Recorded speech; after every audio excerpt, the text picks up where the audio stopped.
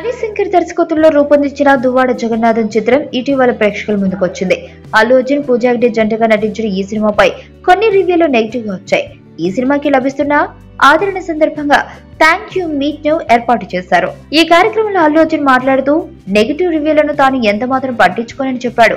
తన positive attitude తోనే negative reviews ను క్రాస్ చేస్తానని అన్నాడు. ప్రేక్షకులు చాలా మంచివాళ్లని, ఆ విషయాన్ని ఈ సినిమా మరోమారు నిరూపించిందనే అభిప్రాయాన్ని వ్యక్తం చేశాడు.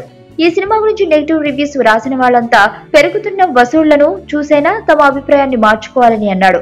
ఇలా నెగిటివ్ రివ్యూలు రాసిన వాళ్లపై బన్నీ తనదైన శైలిలో అసహనాన్ని వ్యక్తం చేయడం హాట్ టాపిక్ గా మారింది.